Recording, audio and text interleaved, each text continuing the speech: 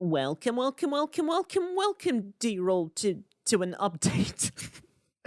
We recorded a series of bonus podcasts on Ashihara's previous works with manga industry savant Maxi Bernard, and here's an excerpt on the one-shot introducing a very familiar S-rank border agent, talented elite Jin. It was an interesting one. If you want to support the show and get access to the full podcast, go to patreon.com/Wensleydale Cheddar, as bonus podcasts are available to patrons at the $6 tier. But for now, enjoy the preview. Thanks. Yeah, no, I was so completely shocked that it wasn't followed up by literally being like, that wasn't the original. Here's the original or something. It's just kind of like, he goes, he just Popeyes and goes, I can't stand it no more, and punches him, and it's like, that's it. And it's so unsatisfying. And like, the outsmarting feels kind of clinical after what had been kind of a cool story before that point. Like, I liked seeing how Jin's sword actually works, and how the Escudo becomes like ridiculously big when he jacks that off as well. And like, it just, which it's something I honestly wouldn't have minded being the case in World Trigger, rather than here's my special unique weapon, you know, which is also great, don't get me wrong. And it just kind of farts itself to the end, and it wasn't necessarily great before that. And like, don't get me wrong, like I popped massively seeing Yotaro, even if he looks wrong. It's so funny. He's just this. It's just him running onto the battlefield.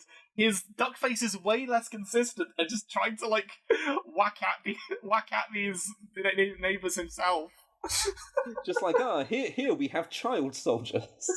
Like, literally. That's probably the biggest crime of this manga. Drawing Yotaro with his eyes open, what the fuck? Yeah, like, how are we supposed to know that he's a stand-in for Really Empful if he opens his eyes? That's no good. And also the other thing is that, like, Jin's whole sexual harassment thing, which was a bit of a thing in early World Trigger, didn't like it there, but it was at least sparse and dropped very quickly. It's all over this fucking thing. There's so much of it. Yeah, it's grim. It's just really slimy as well. So yeah, no, I'm glad Ashihara got this one out of his system. Do you have any other thoughts before we hand it over to Wensley? Just what editor Hattori said about it, which is that apparently Ashihara held back using either Osamu or Yuma in it because he wanted to like save them for the series, and all I can think is, yeah, thank God, because they would not have been as good as they got to be by the actual series. Like, everyone who appears in this is not as good as they would become, noticeably so. Yep. So in terms of comparison to World Trigger, a lot of stuff has crystallized already in it. So Jin looks basically the same as he does in the series, so do Ruka and Yotaro, although they do have different roles that they do in World Trigger.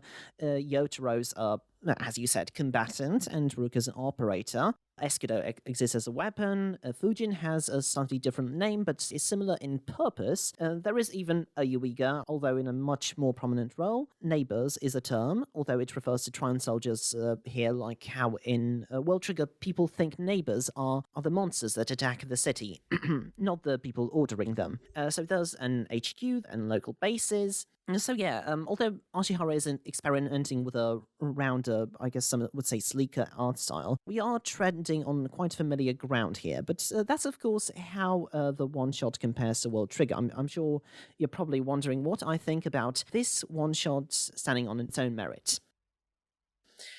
So this manga is fucking garbage.